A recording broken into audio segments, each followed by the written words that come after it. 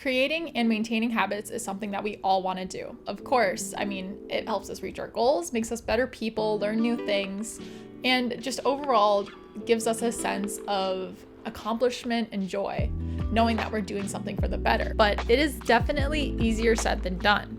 In this video, I'm going to talk to you about James Clear's book, Atomic Habits, and what you can learn from it to actually set systems to make your habits a reality.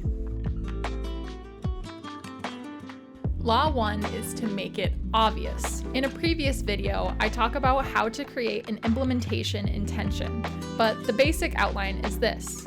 I will behavior at time in location. Next, use habit stacking to get even more of those habits done off of your to-do list, right? After I current habit, I will new habit.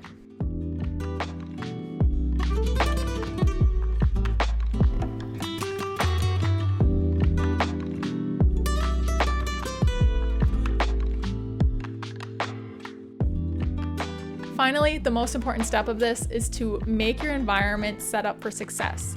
That means if you want to do yoga in the morning, you put your yoga mat by your bed. If you want to read instead of scroll endlessly on your phone in the morning, don't leave your phone near your bed. Replace it with a book instead.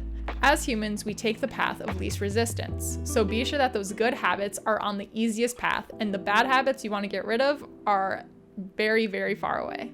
The next law is to make it attractive. Use temptation bundling to pair up an action that you need to do with an action that you want to do. For example, after I do my morning yoga, that's when I'm allowed to have some coffee.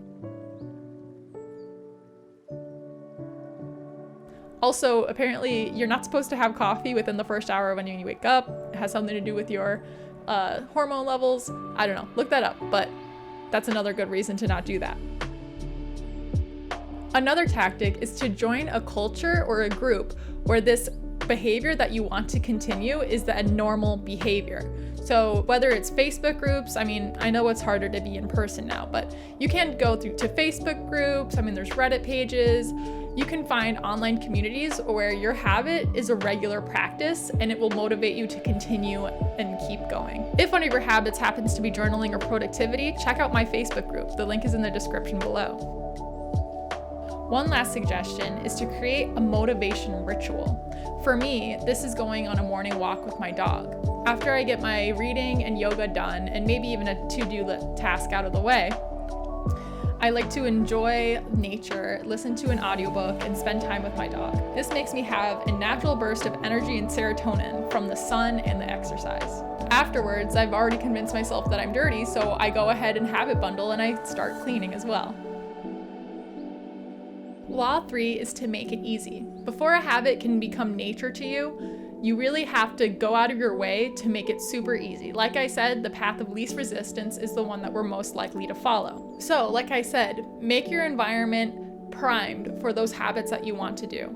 A lot of this includes also getting rid of bad habits. So, for example, one of my recent goals was to lose, 11 pounds.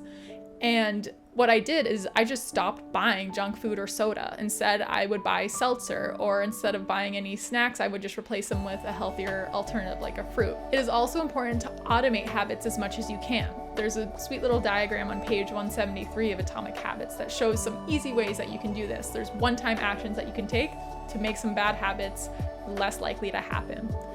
For me, a really good way that I automated a habit was to download an app that tracked my calories.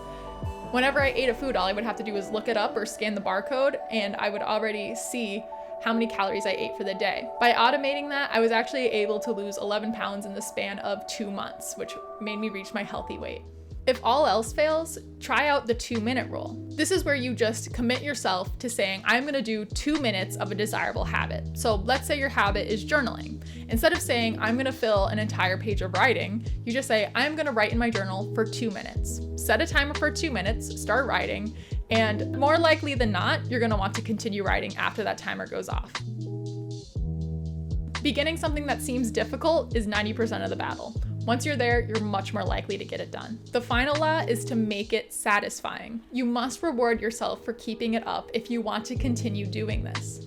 Once you finish a habit, give yourself an immediate reward. This can be something like a small snack, a cup of coffee. For me, I like to play a round of a video game, but be careful with this because video games, mobile games, stuff like that, they're designed to keep you there and keep you scrolling. So if you do that, seriously stick to 1 round or 20 minutes, something like that. Set a timer, be strict with yourself. Another way to make it satisfying, and one of my favorite things about completing a habit, is to put it in a habit tracker. My Hobonichi's habit tracker has been so full this year, and I am super happy. I know that there isn't a lot of streaks, but seeing that I'm actually keeping it up in the majority of the habits that I'm doing is very exciting to me. Now that we've gone over all the laws from Atomic Habits, I want to share a few anecdotes with you guys to be sure that you keep it up. So I read this book maybe for the first time 1.5 years ago, but it wasn't until recently that I've actually started implementing this and being successful with it. I think a really important thing is that you have to be kind to yourself. If you keep up a really good streak for a week and then you drop off for a week, that's okay. Everyone has different rhythms in life.